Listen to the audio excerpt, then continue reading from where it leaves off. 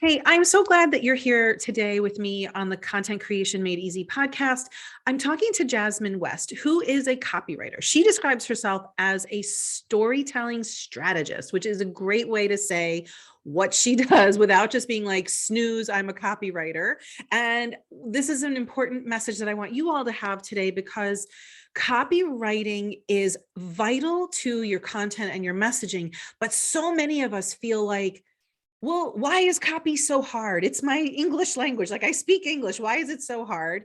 And then other people feel like I'm a terrible writer. I'm never going to be able to do this. So you're either telling yourself it should be easier or it's too hard for you.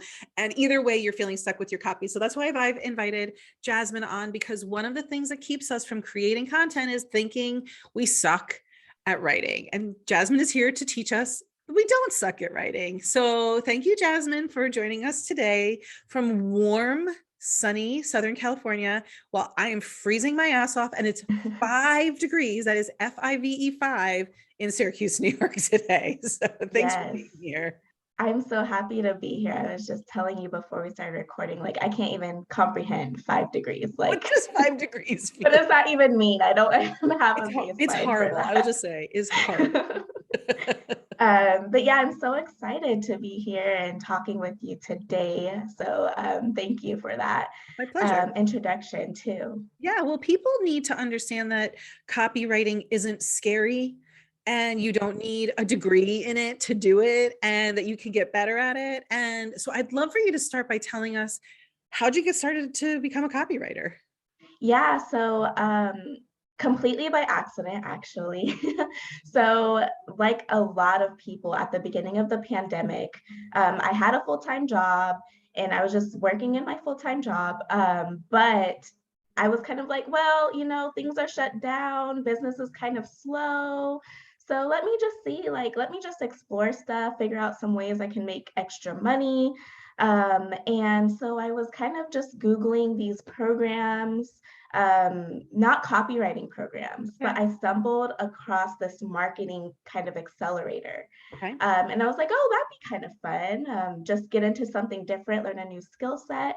And copywriting, so I signed up with like this mentor who had a business, and this platform kind of you exchange mentees and mentors as a way to kind of build experience, which is really cool. And she was like, hey, I'd love you to write some emails for me. And I'm like, oh, okay, that sounds fun. I naturally am a really good writer. I have a research background, so I've been writing like in academia for a long time.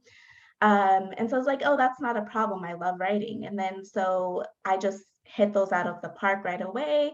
I got her like a 30% or 35% open rate and like a 5% click-through rate, which I had no idea what that meant at that time, but she was like, oh, that's really good. And so I'm like, okay, cool. And then we kind of just went from there. And then it was about 2 months before I even understood that was copywriting. Because for her, I was just writing for her business. And so it was like a gradual progression of, oh, I'm pretty good at this writing and business context thing. And then I discovered, oh, it's copywriting. And then I kind of just continued on from there with other clients too. So do you have a specialty now that you have stepped into copywriting full time and it's your gig? Yeah, so I primarily write launch copy. Okay. So for businesses that are newly launching, primarily, I'll write their sales pages, their sales campaigns for emails, their email sequences. I typically don't write a lot of ad copy, just because a lot of the times the Facebook ad managers will kind of write that, but I can. But mainly sales pages, email sequences, landing pages, and things like that. I really, really just love that kind of launch energy. Well, I need to say thank God for people like you, because almost everybody who is a solopreneur and is doing this themselves, they're really scared of launch wording, of sales page writing. Like it's terrifying to them. Yeah, I actually work with a couple of clients that have been in business for a really long time, but they've never really officially launched before. They've gotten their business primarily through referrals, or like they've done softer launches, but they didn't even know it was really what that was. So they didn't have all the official assets. And it can be really intimidating for people. So part of my process, I am kind of the copywriter where I don't want you to need me. I want to be taking a load off of you. So, but mine is very done with you instead of done for you. I write all the copy, but I really like to focus on, hey, let's meet. Let me tell me your stories. Tell me what, you want this launch kind of theme to be, and then we can work through that together. I'll tell you, I have Google Docs where I'll comment why I'm doing these things. So it's kind of like I'm teaching you copy, the Nice. science of it as we're doing it, but I get to do it. So And you it's kind like of the doing best of both worlds. Yeah, yeah, exactly. so tell me, so for people, what this podcast is for people who are not quite ready to hire somebody. At the end of the podcast, I promise everybody, I will tell you how to get in touch with Jazmine if you are really ready to hire somebody.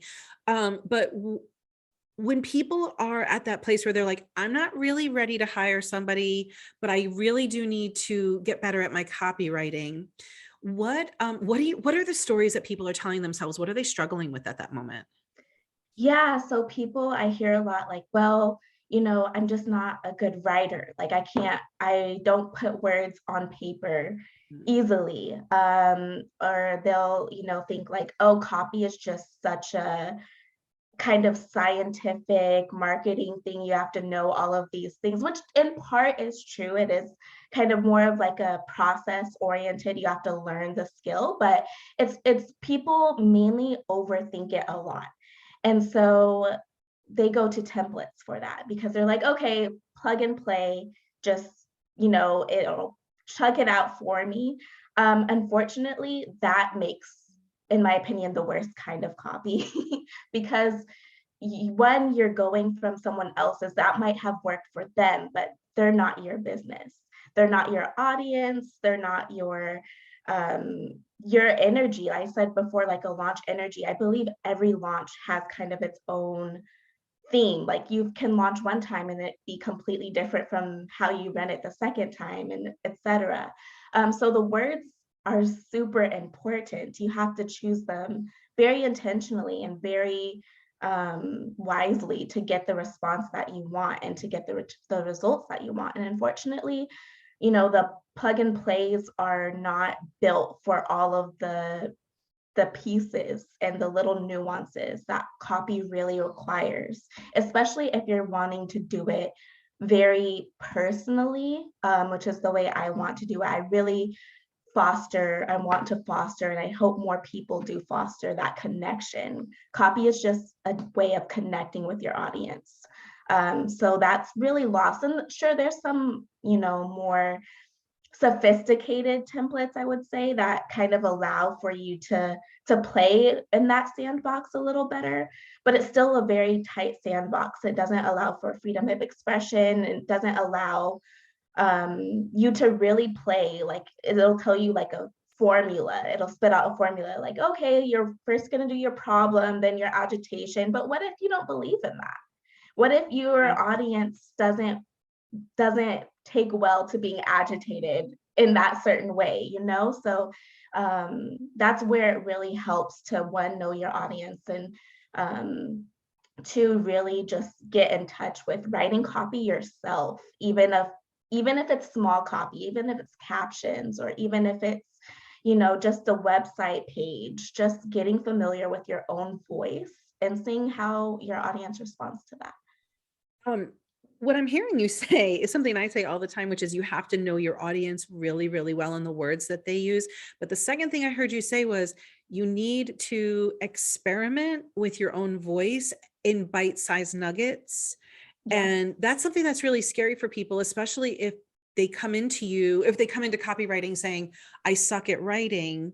So really what we're talking about here is a shift in identity from I'm a Yes. sucky writer to I'm willing to try. Yes. And, you know, that trying process is so beautiful because the business, like us as business owners and business coaches and everything, the market is so sophisticated nowadays that there's so many templates out there. There's so many people know what copy is. They know what it looks like. Even if they can't identify it, they know what it is in a general sense. So then every copy kind of starts to sound the same. Every piece of copy starts to sound like the other one, and it doesn't allow you to really tap into your own voice and your own unique, and everyone is unique. So it's really unfortunate, you know, that we're kind of in this space, but it gives a lot of room for you to be messy and to try things out, and it will be fresh, Yeah. which is what the market, what the consumers need, because they're like, oh, well, that sounds different, or I've never heard it like that before. And only you can really tap into that yourself. Even me as a copywriter, if if I'm looking at your page and it sounds like everyone else's, I don't even have a clear guide for how you write or how you want to sound. So I think it's even like me as a copywriter who gets clients to do this, you know, I'm really like, I want to see some copy that you make, that you have out in the wild. So even if it's just small, it really helps to just kind of play with it. And it's fun. It's fun like that. Yeah, well, You fun can is a take the big thing copy for off. you. On your LinkedIn profile, you're like, I really want to teach you how to make copy fun. So now that we know, like, okay, it's going to take some experimentation. We have to step into owning the fact that we might think we're a sucky writer. We might have to step into the fact that, oh, I need to try and be uncomfortable. Can we talk about maybe 2 or 3 strategies to help us find our voice and stop thinking, oh, I want my website to sound just like Marie Forleo's or Amy Right. Porterfield's or whatever like internet guru that you like? What are 1 or 2 things we could actually do to make this happen for ourselves? That's such a good question, Jen. I love it. So, two things that I even employ, and I encourage almost everyone to employ. Copywriters still get writer's block. So, what I love to do is, especially when you're kind of finding your voice or experimenting with your voice, you don't quite know yet. I encourage you to just write from the framework of one of your interests or hobbies. Okay. So think of something that you really like. Like for me, I think I have this on my LinkedIn page. I love Hamilton and I love music. So like I'm saying, like write your emails like they're cool again, like writing like it's 1999. It's a Prince reference, right? So a lot of my content and a lot of my things that I put out there are from that reference of like, you know, music or wine. I love wine, so I'll make a lot of references to that. So I will say pick 1 or 2 interests and write from that frame of reference. So if you love, you know, Marisa Corcoran, who's one of my mentors, she loves Real Housewives, right? So if you love a show, write like your about, or maybe not your about me page. Try to write maybe like a services page and use that, you know, like as if you're one of your favorite people on there, or not necessarily in their voice, just make references to it, or find ways that you can play with that and just do that all in a theme. And it's gonna be a lot at first. You're gonna be like, you're gonna read it back and you're gonna be like, oh my gosh, this sounds so cheesy. But then you can always go and edit it and keep the ones that feel good, because you're going to write so much goodness. It frees you up because you're not overthinking it, because you're just from that one specific frame of reference. So this is really fun because it's like you have to remember you can write it, but it doesn't have to go on your website. The email doesn't have to be Exactly. sent. Like you can go far with this and be crazy and sound cheesy, but then just like kind of edit it down to sound like, okay, how much of this can I take out so that it's relatable? And Exactly. but I also get the sense that you're saying when you're speaking through like a hobby or a love or a perspective that you have, it lets your audience know you more. Like you have a personality that shows up. Exactly. And that's what a lot of, I think, we all have so much personality, but we kind of go online and we don't see that, or we see everyone else's personality and they seem so big and we're like, well, I'm not that big of a personality, you know, I'm not Marie Forleo, or, you know, I'm not this big, Yeah. bodacious, audacious kind of person. I'm more, you know, laid back, and that's me too. So it really helps me kind of bring that boldness out of me. And I'm like, well, yeah, I have opinions. I have, you know, I'm funny, I'm witty. Yeah. So it kind of allows you to just tap into that and tap in really hard, and then it'll be easier going down because you have kind of, you found that within you. So that's kind of a way to find that. I really like this because it moves us away from, like Marisa always says, the sea of sameness, right? Like that you're just one fish in a sea of that's not her, but like her whole thing is like Yeah. this, the general, the general, being a generalist in a sea of other generalists. And um, in today's marketplace, you don't want to sound like you're allowed to bring your culture in, right? Like you're allowed to bring your cultural references in, or we want you to stand apart from other people so that you are not trying to look like or sound like or co-opt something that's really not yours to co-opt, but to have fun with it and to show up in a way that is more you, like bring up your you-ness. Yes, that's such a good point. And I love what you said about bringing culture in, because I was making pop culture references, but this does not have to be pop culture references Right, at all. It could be, oh, I love to cook. So bring in that, you know, bring in that to your services page. If you offer, you know, I don't know, if you offer content, you know, you can say, okay, you know, we're gonna chef up these ingredients and name your ingredients list, and that's gonna be, you know, part of your services, or, you know, things like that that really just make it fun, and make it you. And if you like to, you know, if you're really a part of family, you like to go out to museums, or you like cultural things, those can all be pieces that are really easy to tie in. And you, but you won't really see that until you start writing. Playing. Mhm, Yeah. mhm. It's almost like you're saying permission granted to be who you are in your copy. There's this woman I follow on Instagram. Her name is My Latina Nutritionist. And I am obviously a very white, I'm cisgender, you know, I'm like Yeah. as vanilla as they come, right? But I love to Mhm. follow her because she's so, and I don't mean this pun the way I'm going to say it, but like she's so flavorful in her copy.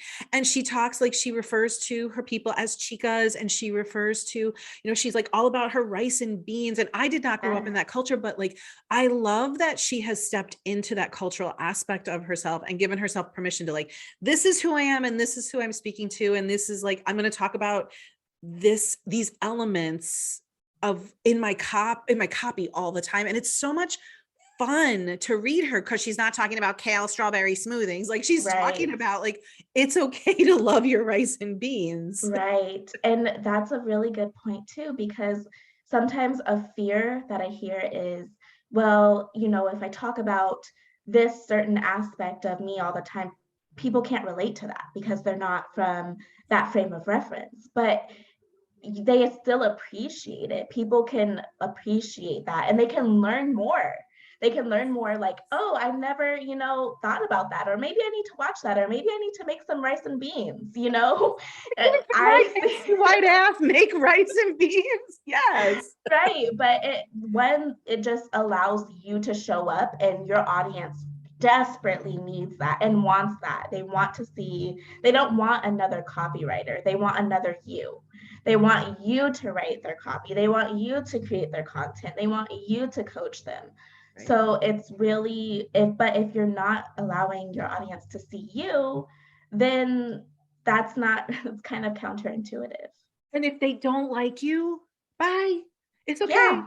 There's plenty Bye. more And people who want what I they're have to not for offer. you. Yeah, you just saved yourself many headaches because if they did sign up on as your client and you didn't relate to them, I'm a very firm believer that it's not only business, right? I really, want clients that understand my personality, that, I get along with. We don't have to be best friends, but, I want you to know me. And that makes for a more professional and a more friendly relationship when we just naturally understand some aspects of each other. Especially in copy, you don't want someone that's writing opportunities, when you're like a holistic soul coach. There's Right. there's just different things. And yes, part of the magic of a copywriter is they can tap into different voices, but the overall, vibe is going to be different. It's going to be off. So you need to do that in your services as well. I love this because, again, it's like permission granted to be who you are, to say goodbye to the people who don't resonate with you, because that's okay. And like another thing is, I actually wrote on one of my sales pages, I'm not for you if you hate cursing. I curse, that's just me. If like, and imagine if in all of my, like my podcasts and if everything was like sweet and syrupy, and then you got on a call with me, like, you're kind of an asshole, Jen. Like, I don't really want to work with you. And so you have to kind of present yourself in your copy as who you really are. Yes, 100%. Because then this sounds kind of harsh, but it's an integrity thing too. Mm, Like if you're not sounding like who you actually are in your copy, there's a misalignment there. And a lot of people do this, and it's okay because you're learning, but that's why you need to start writing, and you need to start knowing who you are and who you want to bring in. And, sometimes, if you do or don't curse, that can bring in a different audience than you really want. So just be permission granted to be yourself in your copy. All of your, shyness, all of your audacity, all of your, we want to see that. We want to understand who you are online. That's very important. okay, so practice that. Okay, that's the first thing we want to tell you. Practice that. Yes. Is there Yes. something else that we can walk away with that might help us unlock some of this copy that's already living inside of our heads? Yeah. So let's talk about writer's block, Okay. because, you might say, okay, Jasmine and Jen, I'm going to start writing my captions or start writing a website page, but I'm looking at this Google Docs and I'm trying to, bring up a reference, but I'm just stuck. I don't know how to bring out this energy, this person. What are you talking about? I get it in theory, but in practice, it's not there. I run into that moment personally a lot of times too. I would say choose the writing environment that's going to be okay for you at that moment. So sometimes a Google document, staring at that blank page is not conducive to getting me copy done. Yeah, Blinking it's just cursor. taunting me. Exactly. So what I do sometimes, and this might be a little controversial, but I go into a wireframe of a website, or I'll pull up my website builder and I'll start there, because something, even if there's really nothing on the page, it allows me to like say, oh, okay, there's going to be a picture there. Okay. So that helps get the juices flowing. It doesn't sound, or it doesn't seem like I'm starting from scratch. And it allows me to kind of play with things. I can move things around easier because I can see them laid out.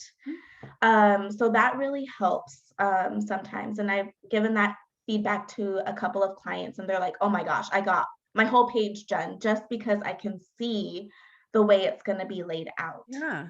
And I can see the structure of it. So for visual learners or visual thinkers, that might be a way for them to kickstart things. I wonder if, going back to that conversation about templates, which all of us have 1,000 templates sitting in some graveyard on our computer. I wonder if this could be a jumping off point for people. Yes. Like if you give yourself a template that you're going to go in, but you're going to make it sound like yourself. It's just your diving board. Yeah, and that's such a good point, Jen, but I like to think of it as like a framework or a wireframe, right? Because I would prefer if the words still weren't there. If you need, a couple of prompts, that's okay. Yeah. But it's hard to get out of that crutch or Mm-hmm. that area or framework or like relying on that. I don't want you to, or I don't want people to really, when you're writing from this framework, it's not going to say like, oh, and my service package is. You might not even talk a lot about your services, and that's okay. That's not the point. We can add that later. The point is to really get your personality out there Yeah, with your services. Yeah, so you'll have references to them, but it might not be, it's not going to be the final product. that's the thing. Um, Give yourself permission, like this is kind of your shitty draft that you're working on. exactly, Yeah. exactly. But a way people can do this in Google Docs, because it's just so easy, and I often go to Google Docs anyways, is just create tables. So I create tables like, oh, this is my headline table, and I'll put the big bold font there, and it just allows that visualization to come through, because sometimes that's what's missing.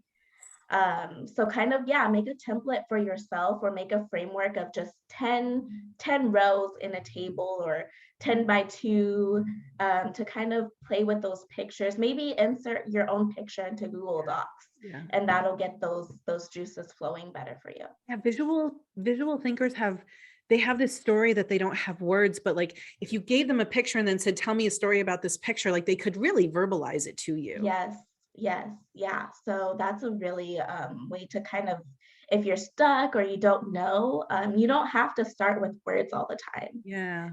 You can start with pictures. You can start with, just going on and kind of seeing that wireframe of your website, and that's kind of inspiring too. You can see like, oh, this is how it'll look, but you can get that satisfaction while you're actually writing. It doesn't have to go to design first. And then the benefit is like, sometimes you'll go to design and you're like, well, I hate it, but you don't hate the words. Yeah, right. You hate like the how way, it's gonna look. yeah, you hate the way it's going to look, or you hate, oh, that headline's there and that design is still beautiful. But if you were able to like move, that phrase up a little bit more, it would fit better or something. So that's why copy and design are so integrated too. They're so important, and they're so necessary to do, kind of, if not together, then definitely working together in some capacity.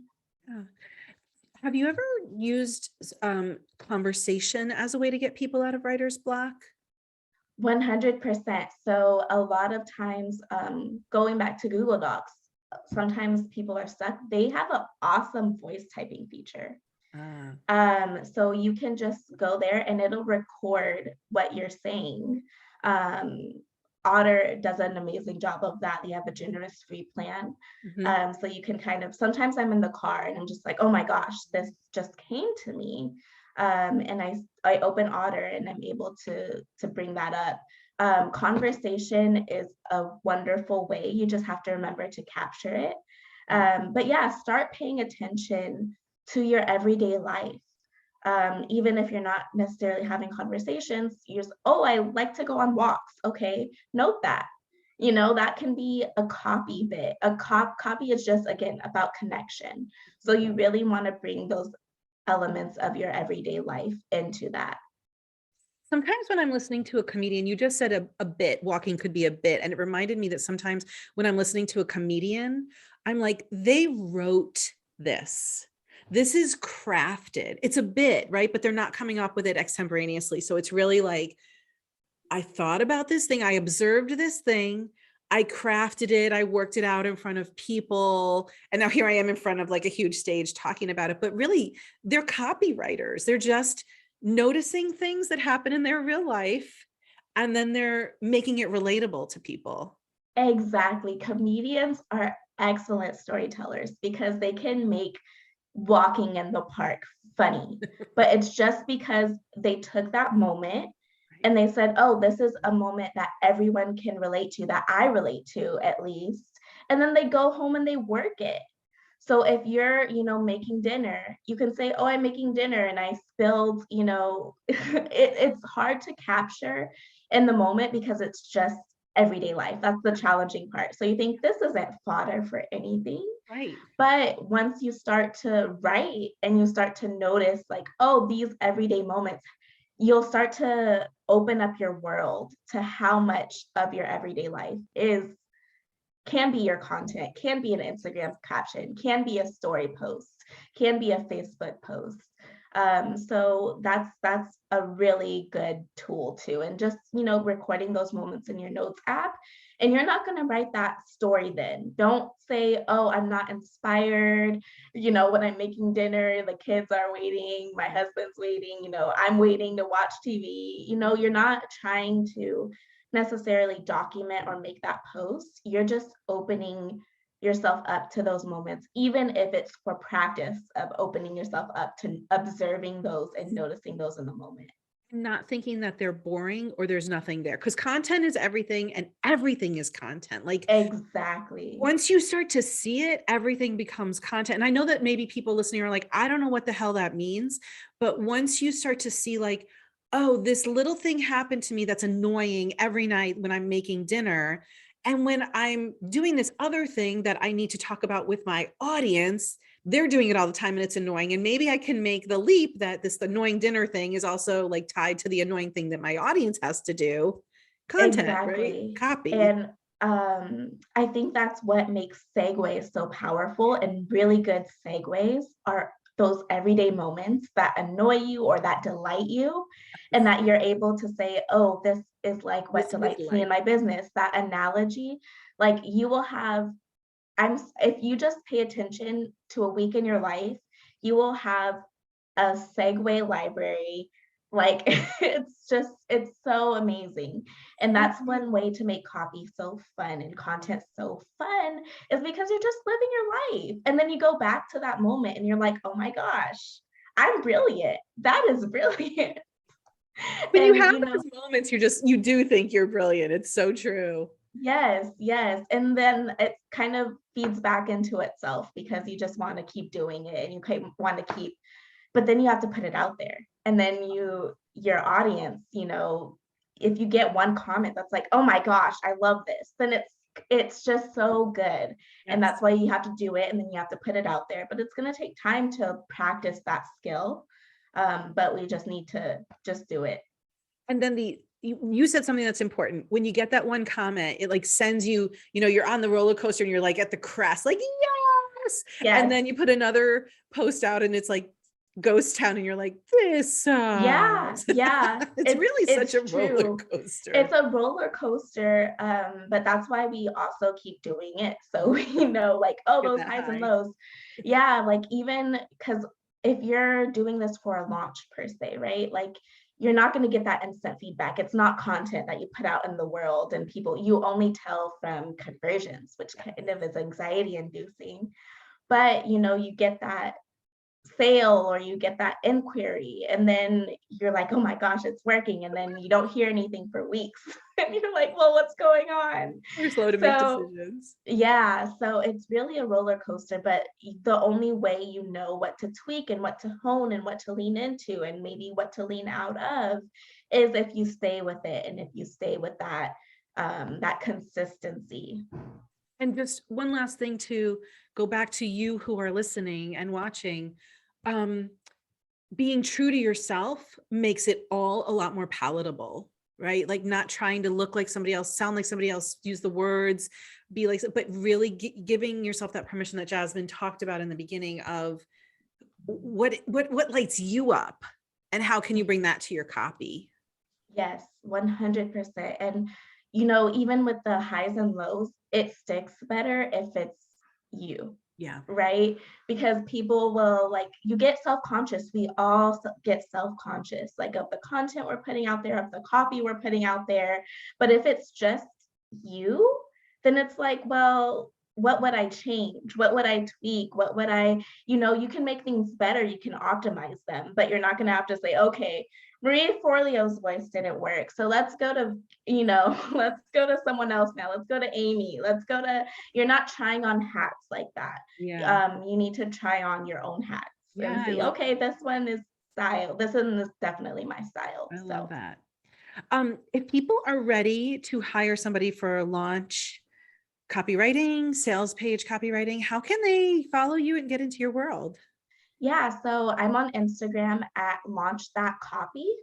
Or you can go onto my website at thejazminewest.com. I am currently accepting clients for the next quarter. Okay. So I accept on a quarterly basis because a launch is, you guys know, it's a lot of work. So if you're interested, you can reach out to me that way, and then we can have a conversation about your launch goals, and about the copy that you need. And I'd love to serve you. That's wonderful. Jazmine, I want to say thank you for having this conversation, like kind of demystifying copy, because people think it's like some special skill. But what every copywriter tells me is it comes from a combination of what's inside of you and being true to that, and then listening to what your audience is saying and using their words and needs and feelings and kind of combining the two of them. Yeah, it's simultaneously very involved and very not. Yeah. Because you need to write like you, and you need to know your voice, and that's honestly the hardest part. But then there comes the part of you, okay, now we have to put it in copy language, right? So we have to organize it, we have to make sure that we're still going into those things. But the first part is definitely nailing your voice and just getting stuff out there. Even copywriters, we need your voice. We need to know how to say things. We need to know what your message is and what your audience is responding to, because that makes our job just 10 times easier and more effective. So first step to hiring a copywriter is probably writing your own copy a little bit first. I always say that don't hire a marketer until you figure out your own message, your own voice, your brand personality, because they can't do that. It makes it much harder for them to do that work. 100%. And so I just want to encourage you, if you are listening, you don't even have to publish it yet. Just get started with the writing and the exploring and what sounds like you and what you can let go of, like what you don't want to ever say again in your copy. Yes, and a big misconception too is people think, okay, I'm writing a sales page, and the sales page is the only thing that I have to write for this whole day, or even if it takes a week, that's the only thing that I have to write. But that's not necessarily realistic, or the best way to write sales copy is actually to be out in the world and to experiment with things and to go on, write those Instagram captions, write those Facebook posts, because then people will engage and you'll get new ideas. And so it's really about, you just taking those little chunks that you can, and just putting them out in the world. It's so scary. Well, thank you for encouraging us to put it out there and do it in a way that feels good for us. That's a big content pillar of mine. So that's why I wanted to have you on. Thank you so much, Jazmine. No, thank you. I'm so glad. And if anyone has questions about copy or about storytelling or what they want to do, feel free to reach out. As you can see, I'm just blabbing away. I love talking about this. So and your website is the Jazmine West. Yes, the Jazmine West with a Z. With a Z. Thank you for saying that. Yes. And I'm sorry, on Instagram, I want to make sure one more time that we get the Instagram handle right. It's launch that copy. Launch that copy. Good. Okay. So please check out Jazmine and follow her and learn from her, because copy is not extra. Copy is the foundation. And so until you've got your copy where you want it to be, you are still going to feel like you're treading water and you're going to get exhausted. So go get a life preserver from Jazmine. The beautiful thing about copy and hiring a copywriter is it's the gift that keeps on giving, right? Because you have that copy, and even as your business evolves and it changes and it grows inevitably over time, you still get to use those nuggets. You still get to use those core little pieces that you can put on, even if it's from a sales page, you can now put it in a caption, or you can put it, on your website. It's kind of like a build your own type of thing where you can cut and paste. But I only recommend that from your own copy, not from other people's copy. Because then you're messing with the magic if you do that. Right. Thank you, Jazmine, for your time and your brilliance. And I hope that my listeners engage with your copy brilliance. Oh, thank you, Jen, for having me. My pleasure. See you next week, everyone. Bye.